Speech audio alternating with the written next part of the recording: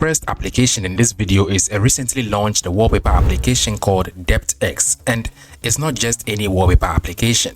So instead of a flat image sitting in the background, this app brings 3D depth wallpapers that reacts with parallax motion, giving your screen a layered look. And the interesting part is how the live clock and date are built directly into the wallpaper design instead of feeling like separate widgets thrown on top.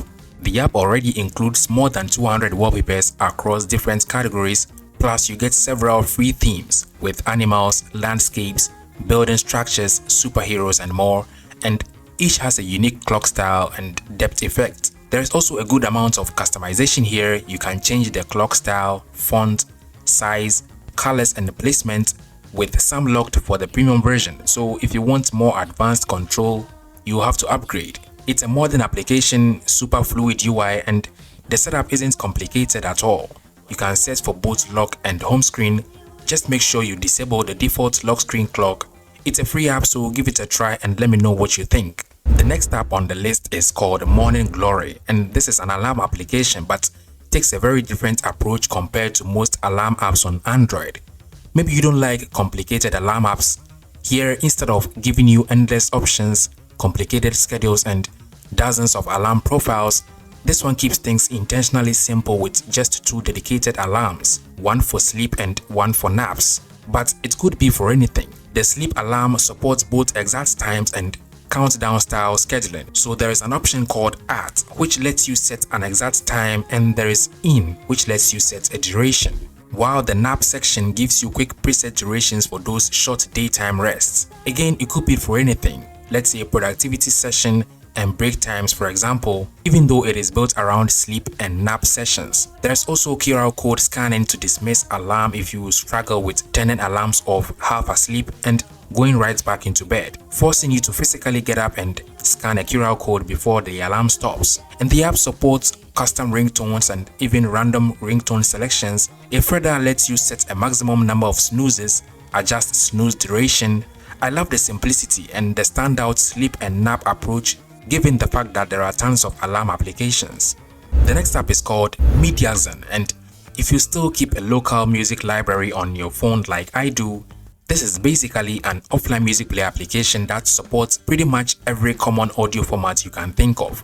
And again, if you don't like too much features but want a simple modern application to listen to your music locally, this is fast and straightforward with a clean layout.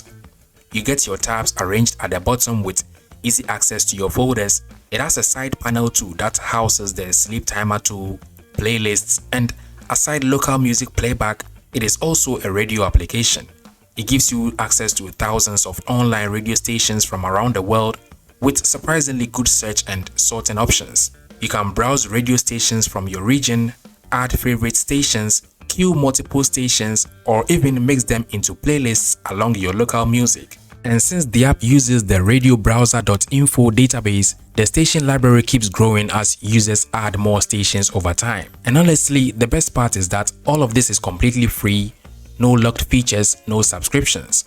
One feature I really like is the built-in tag editor, which lets you clean up song names, albums and metadata without needing a separate application. But if you like to manage your own local music library and love to edit metadata, then the next application called Metadator is a straightforward open source metadata editor for music files. It lets you edit song tags directly on your phone using TagLib, so it works with common formats like MP3 and other popular audio files without much hassle. The interface follows Material U design, which keeps things clean and familiar if you are using a recent Android device. It is simple to use. You open a song, adjust the details and save. You can add custom album arts, add lyrics and other embedded information like crediting composers, adding comments and more. And while you're at it, it also serves as a music player too with a clean now playing screen. The next app is another useful tool called Frame Grabber, and it solves a problem that a lot of people still deal with in the wrong way, taking blurry screenshots from videos. Even though it might be faster by just pausing a video and hoping your phone captures a clean image, this app lets you extract the exact frame directly from the video in its original quality. Whether it is HD, 4K or even higher resolution footage, the exported image keeps the sharpness and detail from the original file. The app supports common formats like MP4, MOV, 3GP, and the frame-by-frame navigation makes it easy to land on perfect moment with proper precision. So for creators making thumbnails, photographers pulling stills from videos, or even you are just trying to save a good family photo from a holiday recording, what I like here is that the app keeps things simple without stripping away useful features. You can export images as PNG or JPEG, process multiple frames quickly, and share them straight to other applications. There are no watermarks, no ads popping up everywhere, and no account setup before you use the application. Everything also runs locally on your device, which is good for privacy and makes processing feel fast. It is also a modern application with a Material U design. And then we have TwitX, which is also a tool for creators, educators, designers. It's a simple tool for creating fake but realistic looking X, formerly Twitter, tweet cards. So instead of using real posts, you can build everything from scratch, set a display name, handle, profile photo, and write tweets up to 280 characters. You also get full control over engagement numbers like likes, reposts, views, and bookmarks, plus options to switch between light and dark themes, add a verified badge, and even set a custom timestamp. Everything updates in real time as you build, so you can see exactly how the final card will look before exporting. And beyond single tweets, the app also includes a full profile generator where you can design entire fictional accounts with banners, bios, follower counts, location details, and more. It is useful for UI mockups, storytelling, or some kind of lesson materials, or even presentation visuals where you need social media examples without using real accounts. And once you are done, you can export everything as PNG or JPEG, and it saves directly to your phone, with a small history section keeping your last few creations for quick reuse. And there is no login or internet required.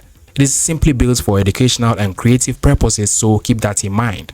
So those were some tools I thought you will find interesting. Let me know if you loved any of the apps on the list. Also, feel free to drop a comment, consider subscribing to the channel, leave a like, click on the card on the end screen to find out more incredible applications, and as always, thank you for watching.